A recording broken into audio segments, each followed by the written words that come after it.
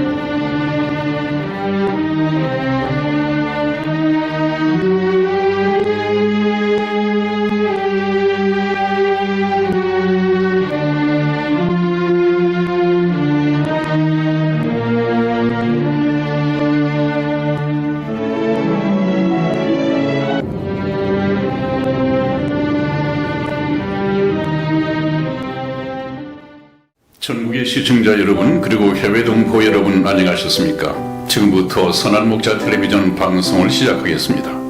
먼저 하나님께 기도드리겠습니다.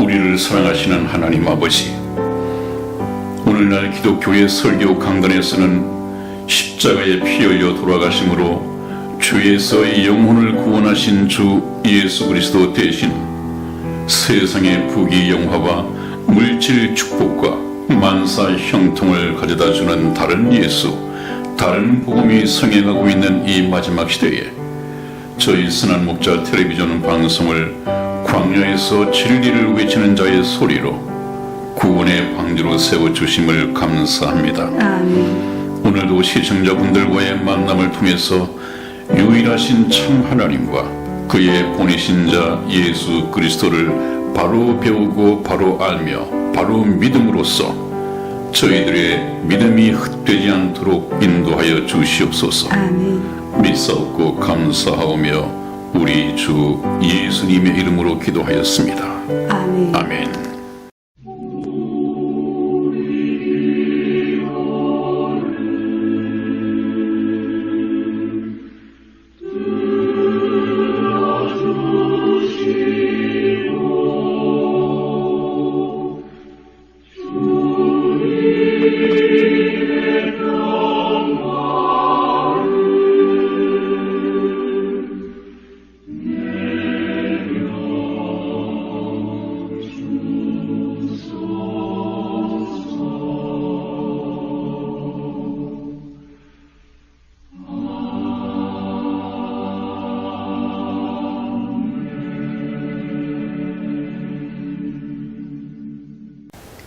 네, 여러분, 오늘 만나볼 성경 예화의 주제는 예수님의 초성화입니다.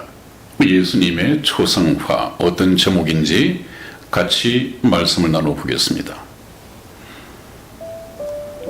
덴마크의 수도 코펜하겐에 훌륭한 예술품이라고 알려진 예수 그리스도의 초성화가 있다.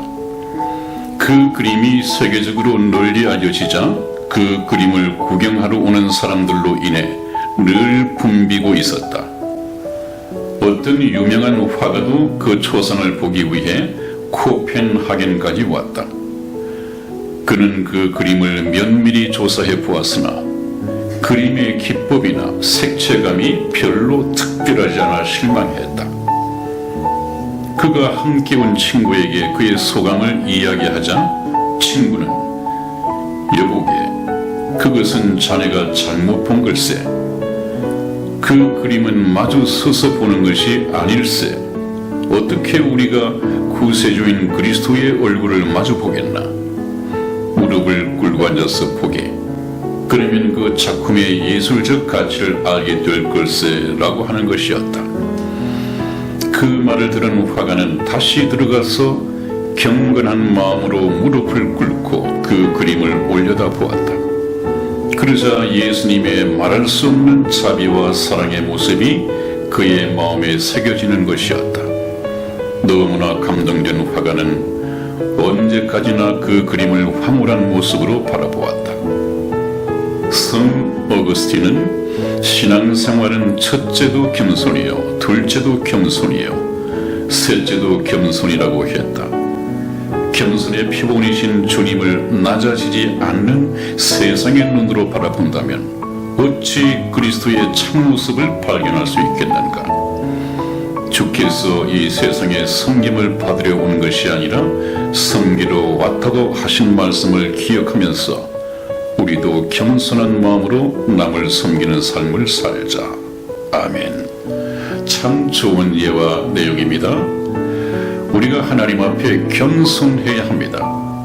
계속 말씀을 전하고 있지만 하나님의 말씀이 이 세상 학문, 이 인간의 지식으로 참 미련하게 보일지라도 그 말씀 앞에 겸손하게 순종하면 하나님의 영광을 볼 수가 있고 하나님의 능력과 하나님의 역사심을 볼 수 있다는 얘기가 바로 그것입니다. 하나님과 우리와의 바른 관계는 우리가 그분 앞에 겸손해야 한다는 것입니다. 우리가 그분 앞에서 낮아질 때만이 하나님의 위대하심을 볼 수 있습니다. 하나님과 저희 여러분들과의 관계는 그러한 관계입니다. 그것이 주종 관계이고 왕과 신하의 관계입니다. 그러므로 그리스도인들은 예수 그리스도를 나의 왕으로 모시고 있고 우리가 종이라고 한다면 종된 우리들은 그분을 내 인생의 주님으로 영접해서 사는 것이 그리스도인들의 참 모습이고 하나님과의 올바른 관계라고 할 수 있겠습니다. 여러분, 이러한 관계가 여러분들 속에 이미 이루어져 있는지 한번 점검해 보는 시간이어야 하겠습니다. 네, 여러분, 오늘 이 시간에는 이스라엘의 독립에 대해서 알아보도록 하겠습니다. 이스라엘이 어떻게 독립을 했고 어떻게 이스라엘이 회복되어 가고 있는가? 하나님께서 하시는 일이죠. 지난번 시간에 잠시 말씀을 드렸습니다마는 이스라엘은 지난 서기 70년에 예수 그리스도를 십자가에 처형한 죄로 이스라엘이 망하게 되고 여러 나라에 분산되어 가는 곳마다 칼이 따르고 학살을 당하는 이 비극적인 역사를 초래했다고 했습니다. 그것은 바로 예수 그리스도를 영접하지 아니하고 배척해버린 이 죄를 물어서 하나님께서 행하신 형벌이라고 했습니다. 예수님께서 말씀하시기를 푸른 나무에도 이같이 하거든 하물며 마른 나무에게는 오죽하리요. 푸른 나무는 이스라엘입니다. 마른 나무는 이방인들입니다. 푸른 나무, 이스라엘 백성에게도 예수 그리스도를 영접하지 않은 그 죄를 저렇게 끔찍하게 물었다면 이방인들에게 마른 나무에게는 어떻게 하겠느냐? 여러분, 마른 나무를 이 불더미 속에 넣어 보십시오. 얼마나 큰 소리를 내며 잘 타겠습니까? 저와 여러분들이 예수님을 믿지 않았던 죄로 지옥에 들어가서 불못에서 저런 불쏘시개 감이 되어서는 안 되겠죠. 반드시 예수 그리스도를 영접하고 하나님 나라의 영광스러운 자녀가 되어야 되고 하나님이 준비하신 영원한 복락을 누리는 저와 여러분들이 되시기를 주님 이름으로 축원을 드립니다. 그것이 저희가 마련한 이 이스라엘에 대한 공부의 목적입니다. 여러분, 역사에서 배우지 못한 민족은 반드시 망한다고 했죠. 이스라엘 역사를 통해서 배우지 못한 이 영혼은 거듭날 수 있는 기회를 놓치게 되는 것입니다. 교회 예배당을 다니면서 물질 축복을 가져다 주는 그런 예수, 다른 예수를 일평생 믿고 다녀봐야 그것은 예수님을 믿는 것과는 아무런 상관이 없는 것이죠. 그런 믿음의 내용은 이 세상 어떤 종교에도 있기 때문입니다.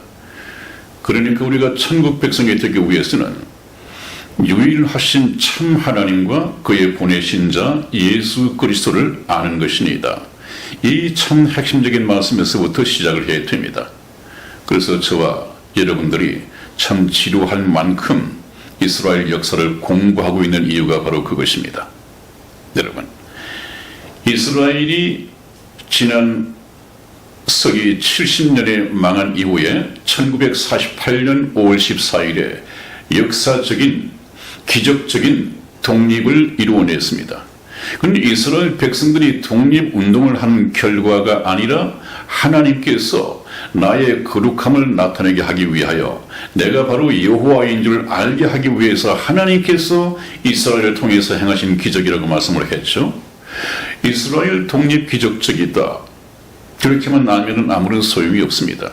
이스라엘 독립을 통해서 이스라엘 독립의 역사 속에서 일궈내신 하나님을 볼 수 있어야 됩니다.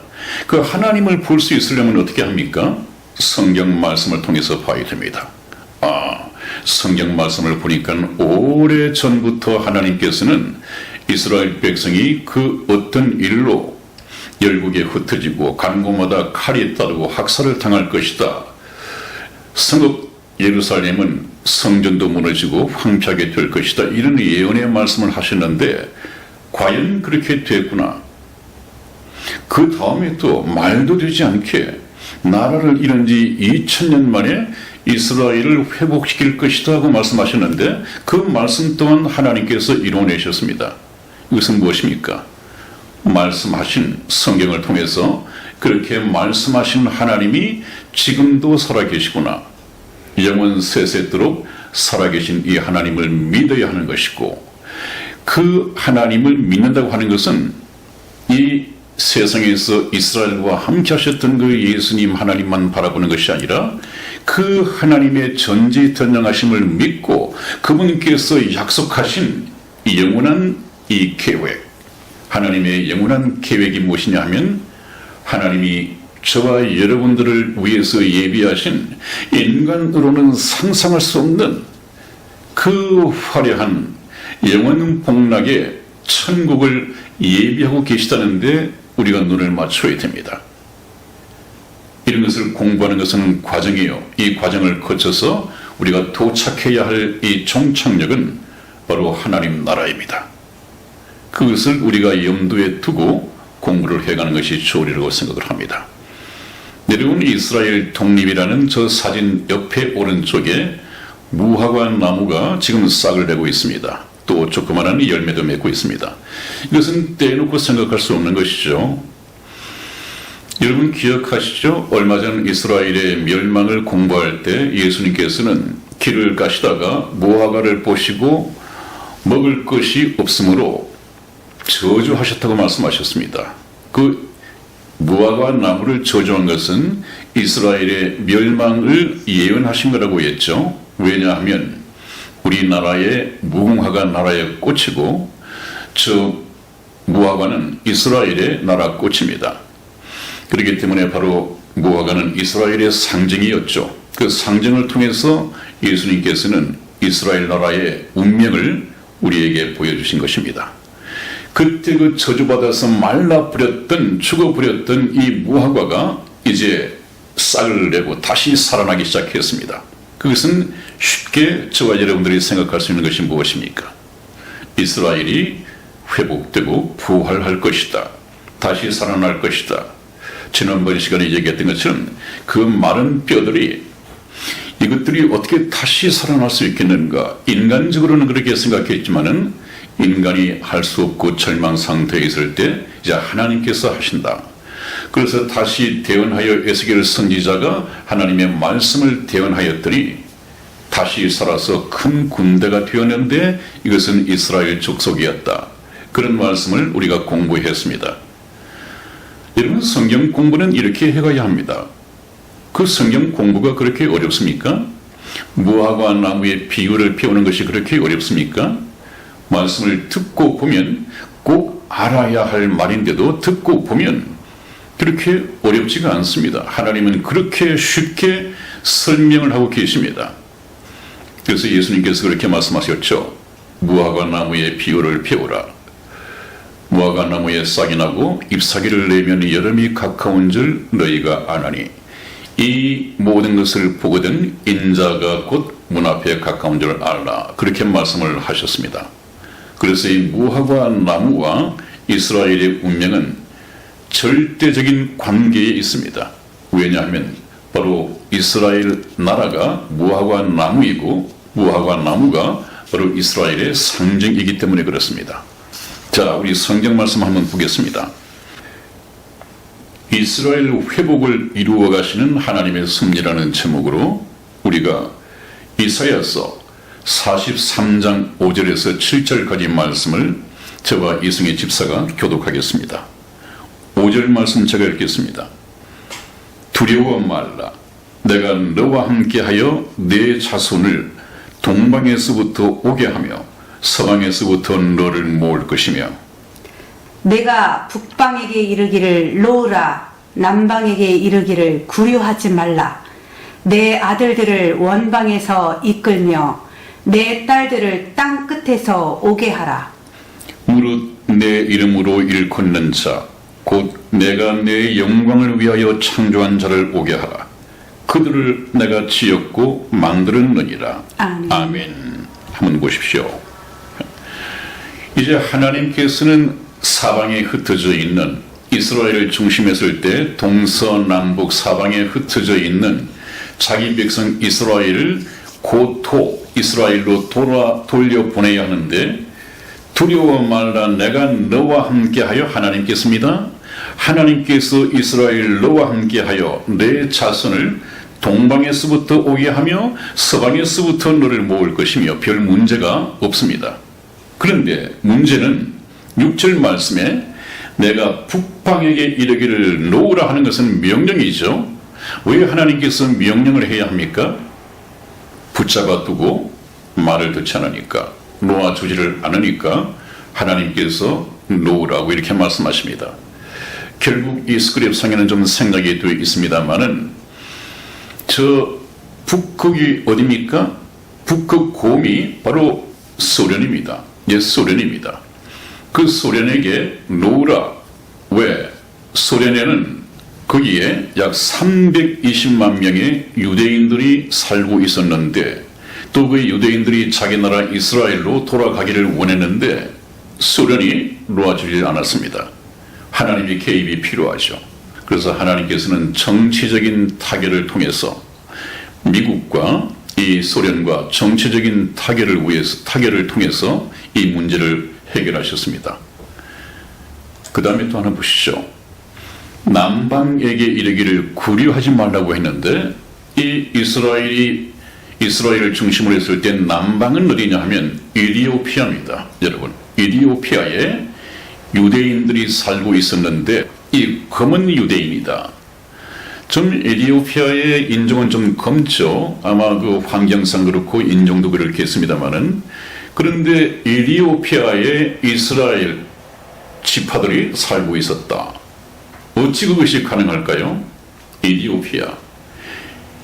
이디오피아에는 아마 이스라엘이 멸망했을 때 열방에 흩어졌을 때 간 이 민족이 아니라 아마 제가 1970년도인가요? 72년도인가요? 그때 국군이 행사 나가 있을 때도 이디오피아의 셀라시의 황제가 왔었습니다. 그 셀라시의 황제가 와서 한 말이 나는 이스라엘의 후예다. 그렇게 말씀을 했거든요. 이스라엘의 후예다. 이스라엘의 후예가 어떻게 이디오피아에서 살아가고 있을까? 이렇게 생각을 했겠지만 성경과 이 성경 역사를 쭉 통해서 보면 여러분들 기억하시죠? 이 솔로몬 왕의 지혜가 굉장히 탁월하기 때문에 그 당시 땅 끝까지 전파되었다고 했습니다. 그것을 아주 귀담아 듣고 눈여겨보고 매력을 느낀 이디오피아의 여왕이 있었습니다. 그 여왕이 누구였습니까? 이디오피아의 시바 여왕이 바로 솔로몬에게 지혜를 얻으러 갔다가 씨를 받아서 돌아오게 됩니다. 그래서 그렇게 해서 태어난 후예들이 이디오피아에 있었죠.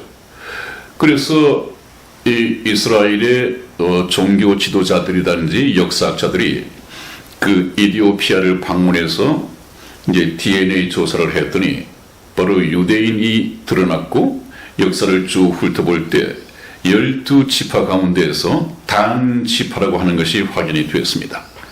근데 에티오피아가 그 이스라엘 백성들을 보내지 않고 있단 말이죠. 또 하나님의 개입이 필요합니다. 그러니까 남방에게 이르기를 구려하지 말라 그렇게 말씀을 하셨는데 검은 유대인 출 에티오피아라는 이 제목의 신문도 기사가 되어서 나섰습니다. 현대판 엑소더스 해가지고 작년부터 비밀리에 7천여 명이 이미 공수가 되기 시작했고 아직도 남아있는데 이스라엘의 총리는 금방 우리가 읽은 하나님의 말씀처럼 이방 어느 곳에 한 사람도 남기지 않고 다 데려올 것이다 하는 하나님의 말씀을 오늘의 이스라엘의 통치자들이 공공연하게 이 말을 하고 있습니다. 바로 그렇게 될 것입니다. 하나님의 말씀은 1.1획도 땅에 떨어지지 아니하고 그대로 이루어질 것입니다. 지금까지 그래왔습니다. 그렇기 때문에 앞으로 되어질 미래의 역사 또한 하나님의 말씀대로 진행이 될 수밖에 없습니다. 그 다음에 또 한번 보시겠습니다. 이제 동서남북 사면에서 유대인들이 돌아오고 있습니다.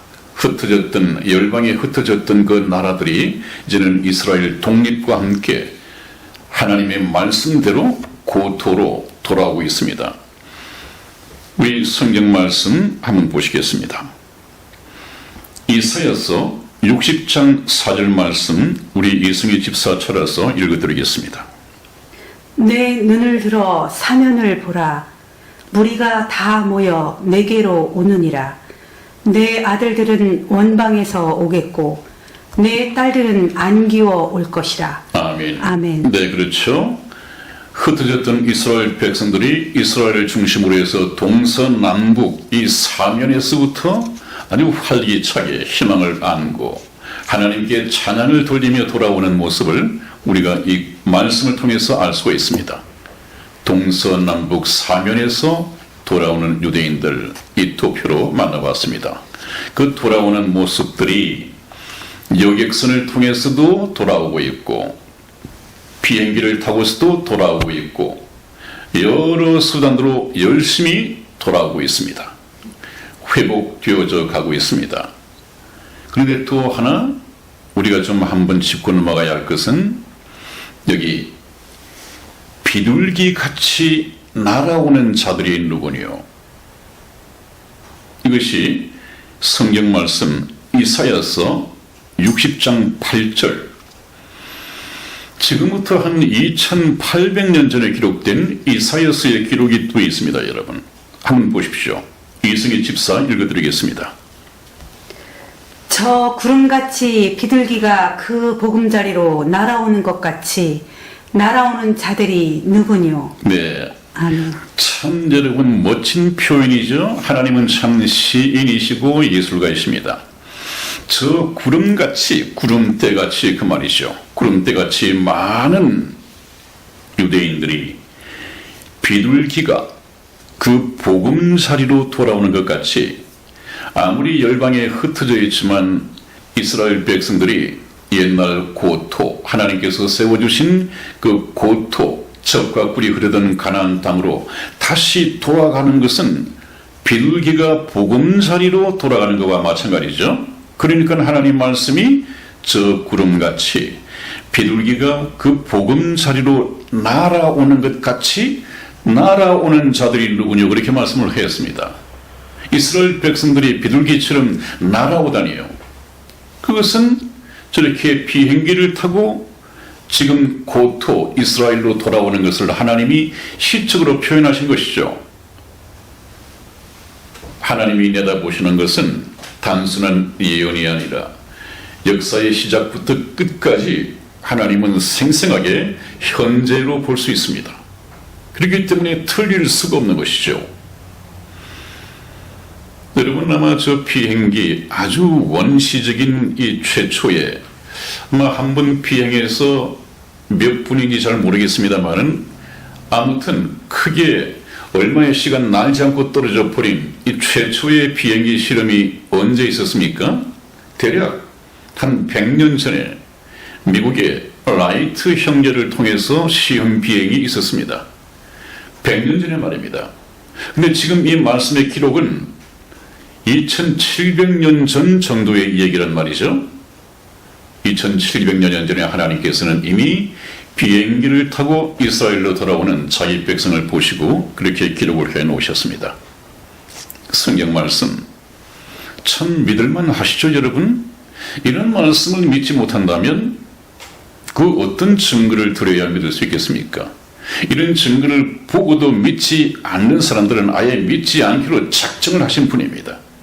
그런 분들에게 더 겸손한 마음으로 하나님의 말씀을 받아들이고 아멘 할 수 있는 이런 겸손한 마음이 주어지기를 주님 이름으로 축원을 드립니다. 아멘. 네, 그 다음에 더 놀라운 사실이 있죠. 우리 이사야서 60장 5절을 우리 이승희 집사 찾아서 읽어드리겠습니다.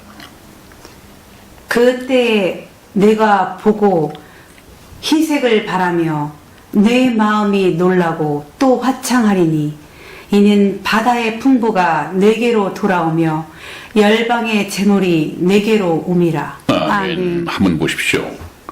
그때에 이스라엘이 독립하고 이제 너희가 돌아올 때 희색을 바라며 내 마음이 놀라고 또 화창하리니 무슨 이유 때문이냐? 그 이유는 바다의 풍부가 내게로 돌아오며 열방 여러 이방 나라의 재물이 내게로 옴이라.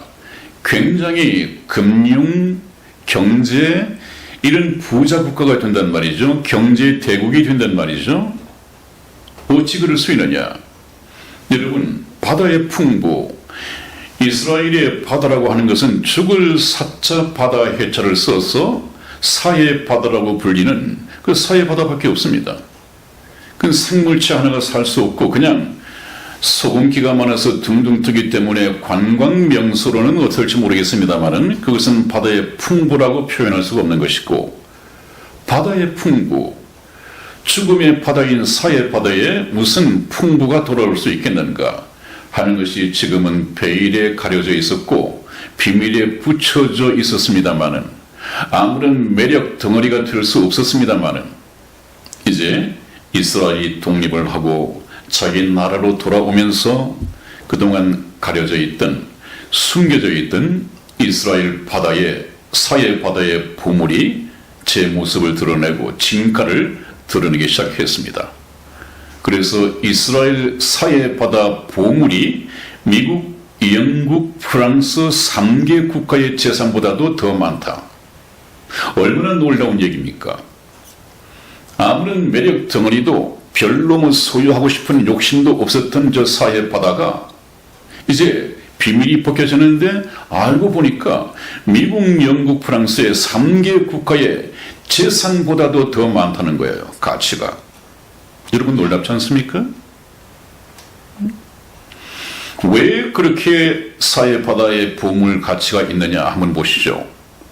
그 이유는 핵전쟁이 났을 때 피해 복구 물질이 이스라엘 사해 바다에 있다는 것입니다.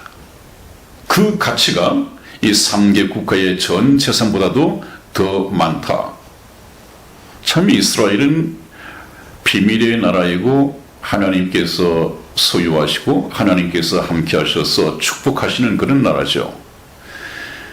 저희 이스라엘은 지금까지 예수님을 잡아 죽이고 지금도 예수님을 하나님의 아들로 믿지 않고 약속된 메시아로 믿지 않는, 참 어떻게 보면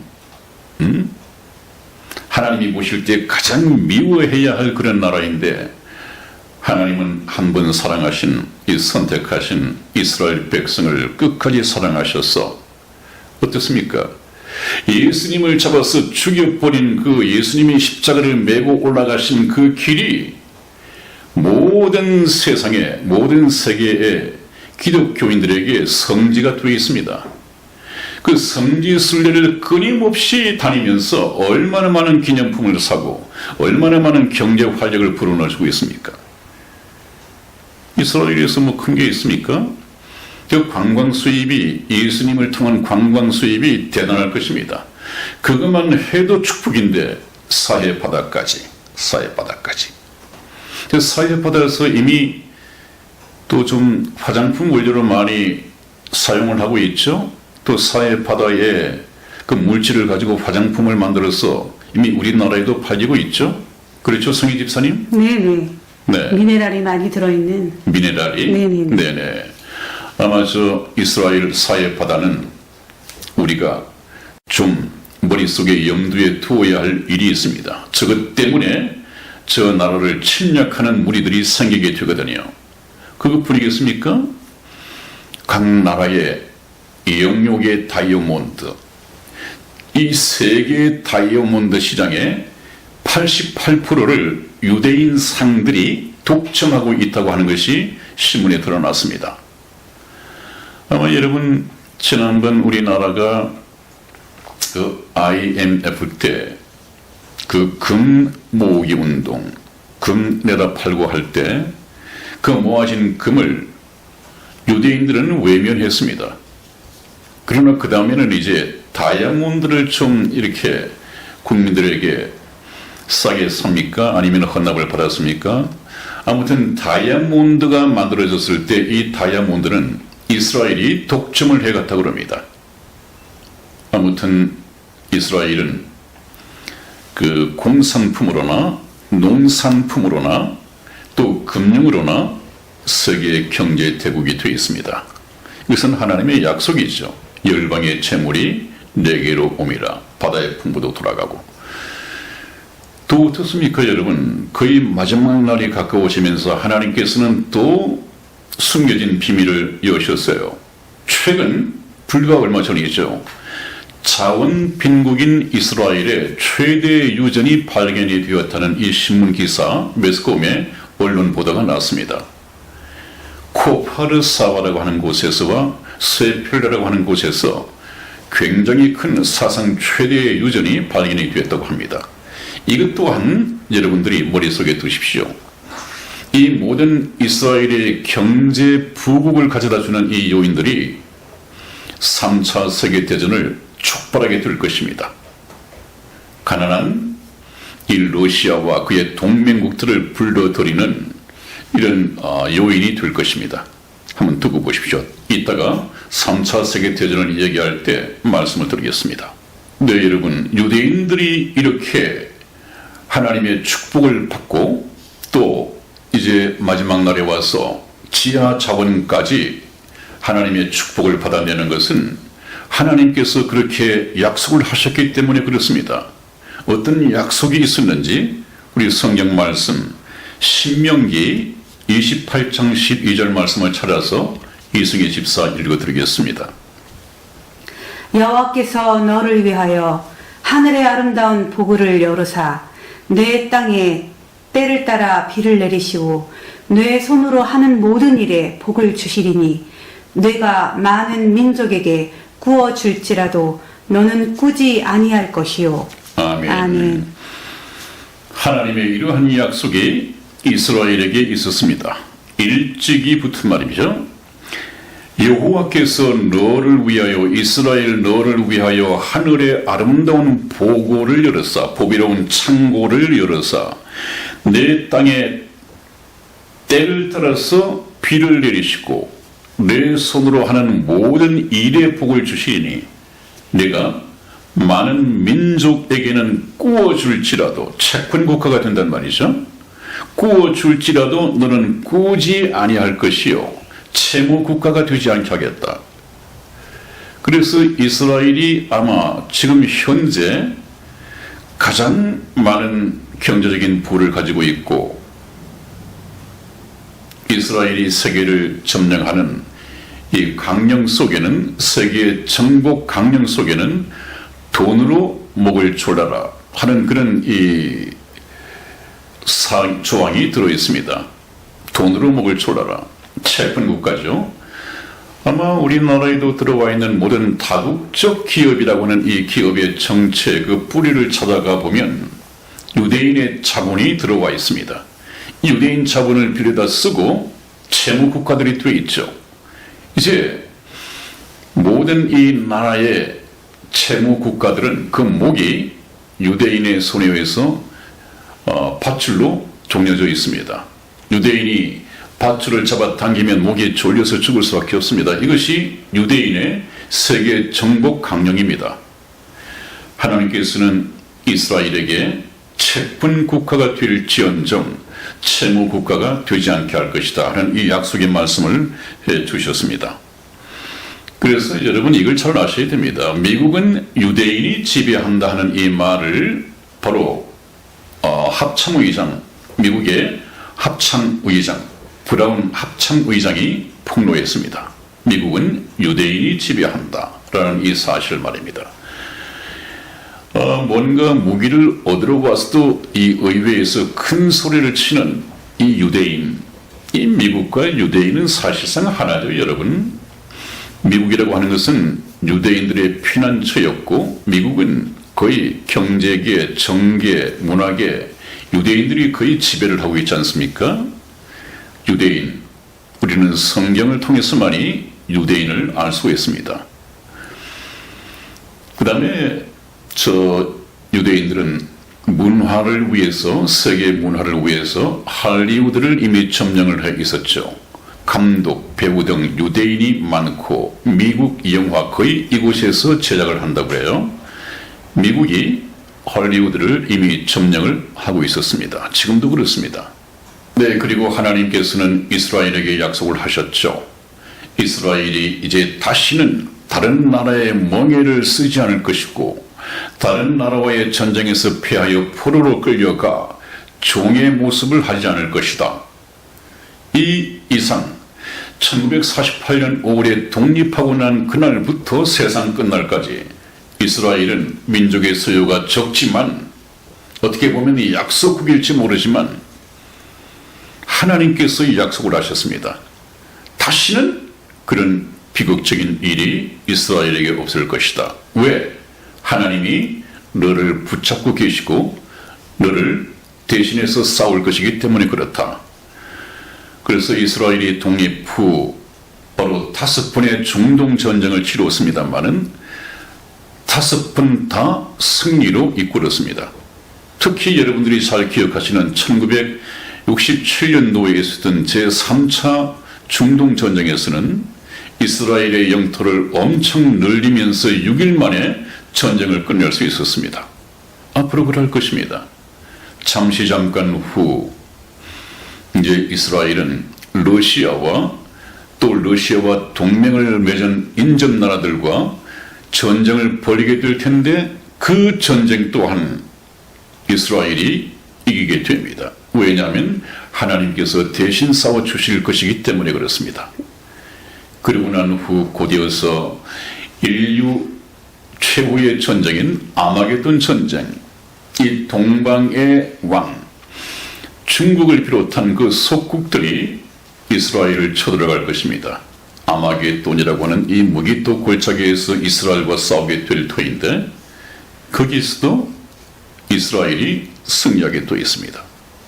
이제 이스라엘은 싸움에서 피하는 일이 없을 것입니다. 우리 성경 말씀 한번 보시죠. 여호수아서 23장 10절 말씀을 찾아서 우리 이승희 집사 읽어드리겠습니다.